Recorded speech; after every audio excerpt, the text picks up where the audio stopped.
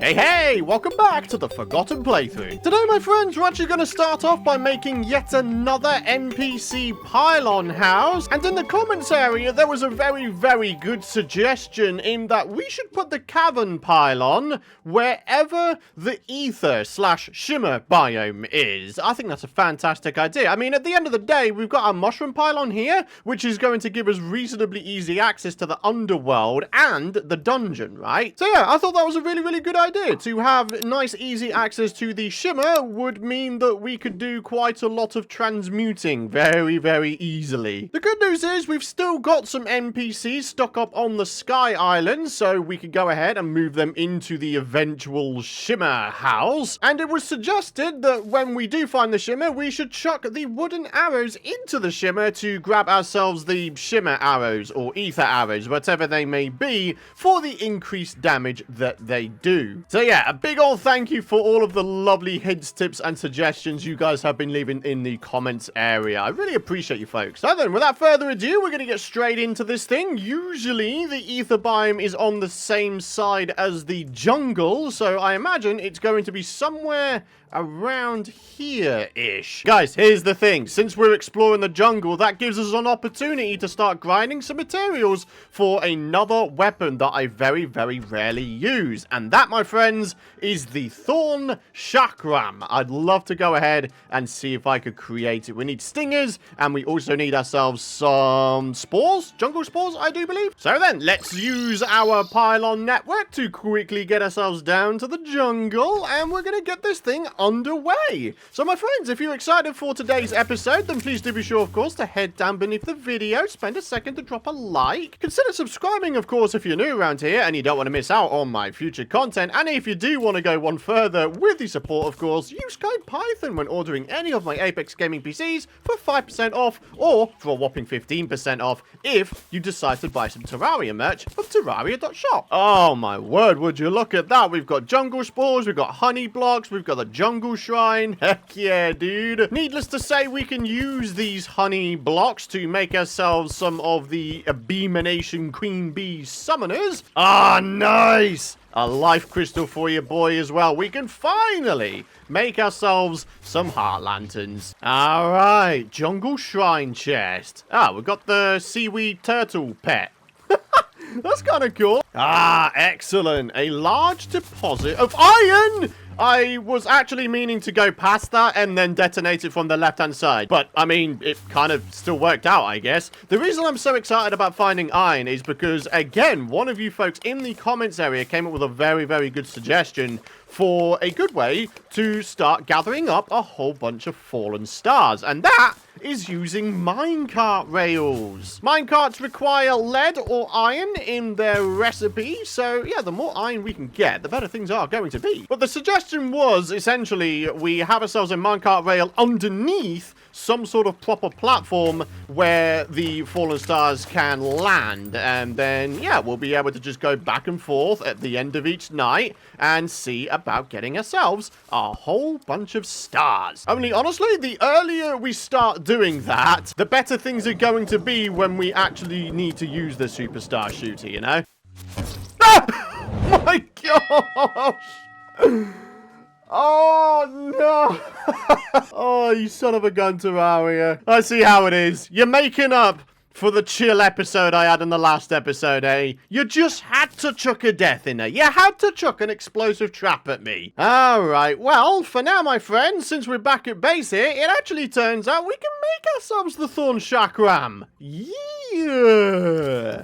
Very cool. We got ourselves a pretty alright one as well. We got a little bit extra damage and knockback. I think we could do maybe a tiny bit better than that, though.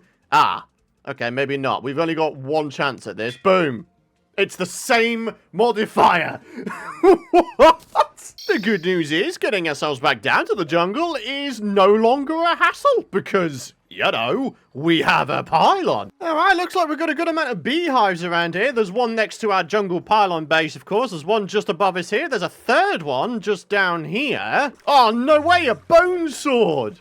Oh, I wish I got this earlier in the series. So, quick update. It actually turns out the bone sword was on the list of weapons we are allowed to use in this series. But unfortunately, at this point, we've got weaponry that is superior to it. So, yeah, I mean, you can't really compete with the phase blade, can you?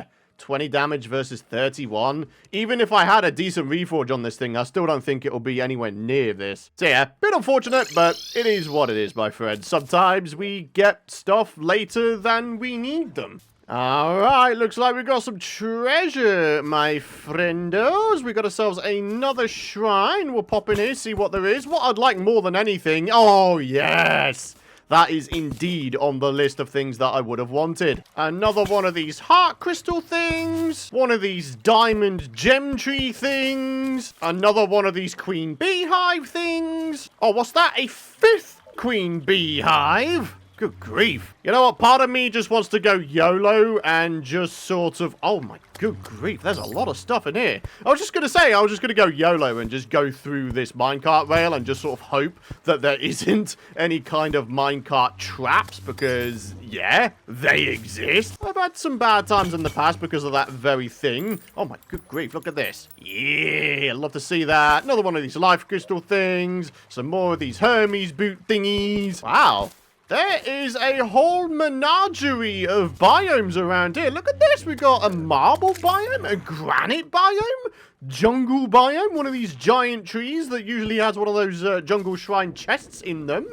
Wow. There's going to be a lot of loot scattered around here, my friends. Worth noting, of course, that we're still doing the whole, you know, exploring to our left-hand side in an attempt to find the ether biome. So I imagine if we just keep on going, we should be able to find it, right? Hey, right, what do we got in here? Feral claws. They'll probably be quite useful later down the line, actually. Oh, nice. Okay, we don't have to worry about finding the jungle temple in future. We just found it. Epic. And we found the entrance into this thing. Okay, very, very cool. So there we are, my friends. Entrance to the jungle temple has been discovered. Very cool. If we could just discover where the devil the ether biome is, though, I'd be so happy. Ooh, what there is down here is an underground house. All right, what have we got here? Shoe spikes. Not what we're needing. We need the climbing claws for the tiger climbing gear. Looks like this fairy has found something or other. I'd like to see where you're going to lead me. Something up here. Oh, it's a life crystal. Ah, okay. That's kind of cool. Thanks, Budsky. Oh, hang on a minute. I think I just found it. There's a little bit of a gleam. Yep, there he is. Look at that. Failings. Those guys only spawn in the ether biome, which means, yes, I have indeed found it. All I need to do is find my way up there. And we should be just about good to go, my friend. So here we are, over to the left-hand side. Oh, yeah. Oh, this is it, my friends. This is it. Oh, snappers. Here we are.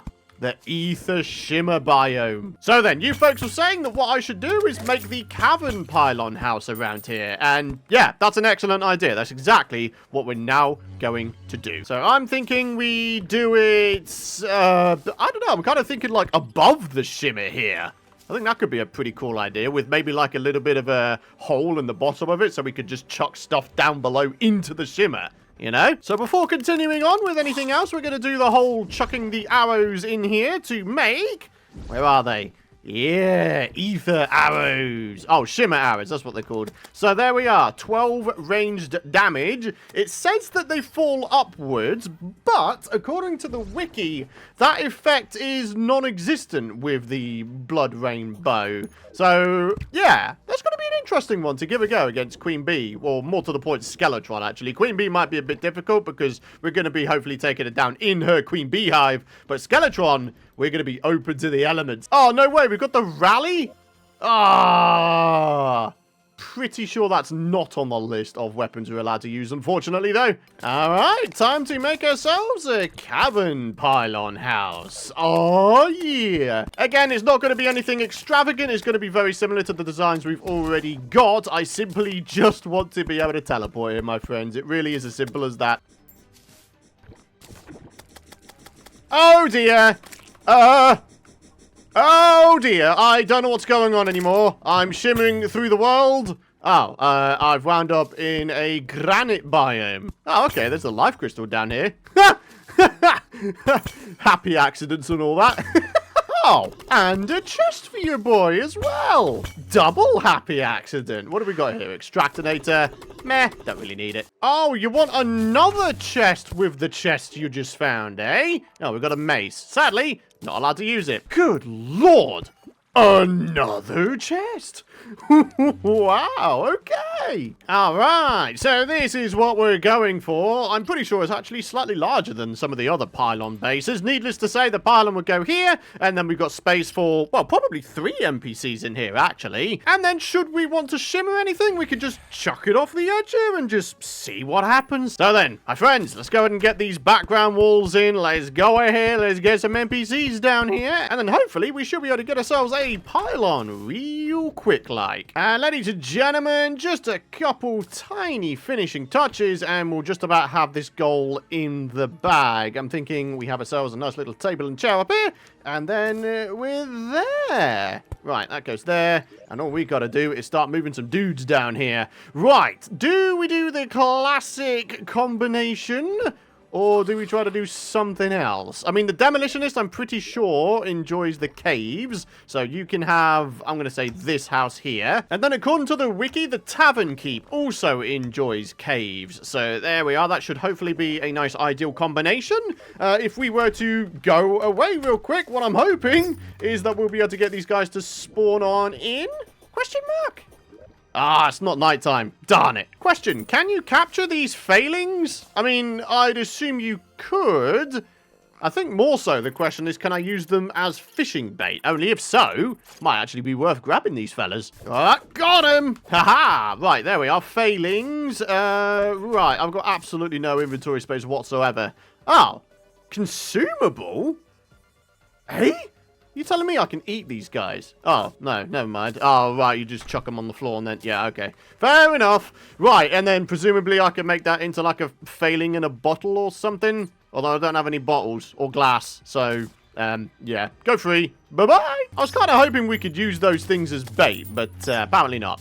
Ah, well. So, while I'm sitting here waiting for nighttime to roll round, and thus the NPCs spawn in the ether house here, I'm trying to make a decision in my head as to whether or not I want to try Queen Bee in the Queen Bee hive right there, or we try her in her semi-enraged state at the surface. Only if we do it at the surface, we can use our Blood Rain bow and give the Shimmer arrows a bit of a go. But obviously, if we try it in the Queen Bee hive, then we cannot use the Blood Rain bow.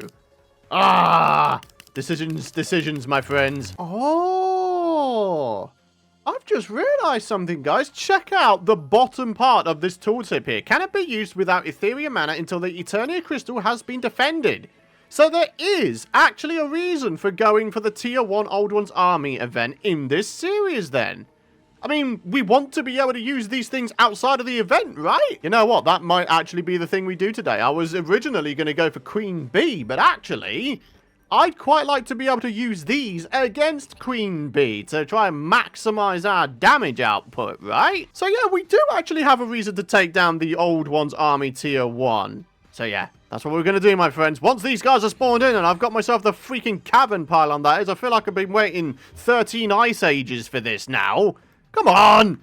I really need to make a clock, don't I? This is ridiculous. It's probably worth noting, of course, that the corruption is directly above this here Shimmer biome. So if we're not careful, we might have the corruption overtake this area and thus make this an invalid pylon, an invalid bunch of NPC houses. So I think what we need to do before we activate hard mode, we need to do a bit of biome shielding on this world. We need to shield off the ether biome here. I mean, to be honest, I think that's about it. I mean, I'm kind of hoping that when hard mode starts, the hard mode corruption will also be on the left-hand side of the world. Only if so, that makes containing it way the heck easier. So yeah, we've got plenty of stuff still to do in pre-hard mode, my friends. I mean, for goodness sake, we've still got a desert pylon to try and make. I just haven't really decided where we should put it. I mean, we could do it in the underground desert, but I don't like the underground desert.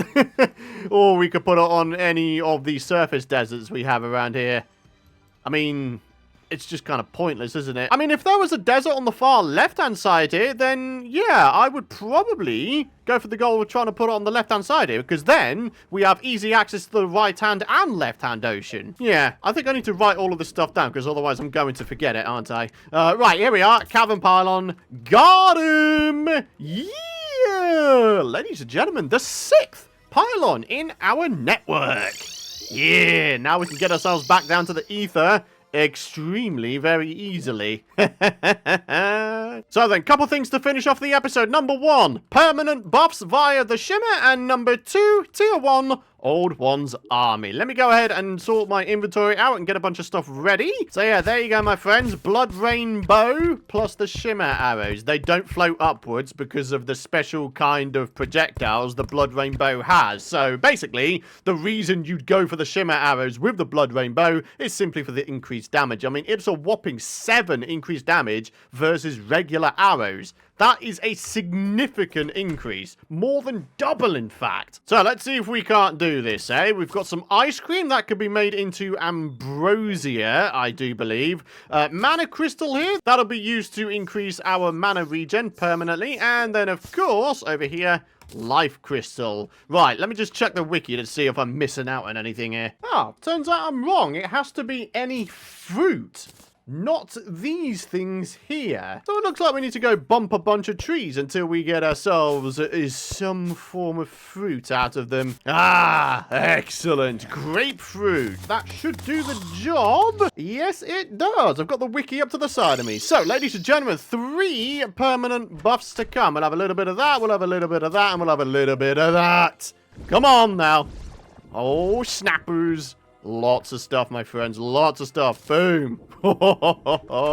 Remind me, what does the ambrosia do? Increases mining and building speed. Oh, that is so boss. Boom. Little bit of that. Arcane crystal permanently increases mana regen. Boom. Got that. Vital crystal permanently boosts life regen. Boom. Yeah.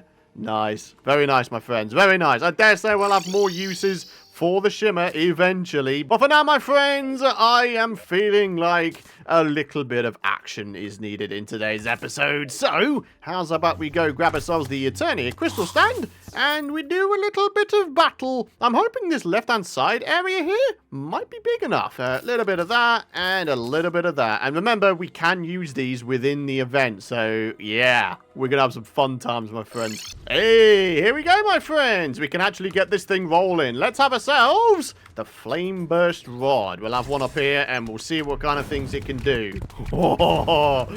Oh, yeah. This is going to be a fun one, my friends. So, let's see about doing a bunch of damage. Okay, the Thorn Chakram is ruining these fellas. That and the little froggy. Oh, man.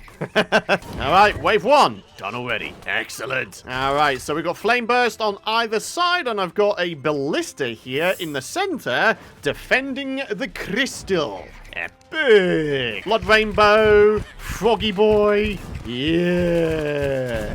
Don't mind me, I'm just wrecking shop up in this business. Alright, another Flame Burst Rod on either side, I think is very much in order. I'm going to put one just here, so when those guys phase back up to the surface, I'm hoping it will destroy them. Oh, no, they don't phase back in until they get towards the center here. That's alarming. So essentially, those 2 Flame Burst Rods on the left-hand side, they're a little bit of a waste, aren't they? Ah, well, never mind. Right, if they're going to phase back in here, then I'm going to have a Ballista Rod. In fact, no, 2 Ballista Rods here. And then we've got a whole bunch more mana over here. I'm thinking yet another Flame Burst Rod. I mean, why not? Alrighty, my friends. So now we're getting flying dudes, which is not cool. Oh, boy. Come on now. I'm hoping we don't have too many issues with these fellas. Yeah, doing plenty of damage. Look at that. 60 crit damage with a pre-hard mode bow. All right, so there we are. Penultimate wave is done and dusted. Very, very quick-like as well. Hell yeah, dude. Right, I'm thinking 1 and a 2, and I'm thinking maybe another Ballista right about here. Yeah, Flame Burst and Ballista. Who would have thought, eh?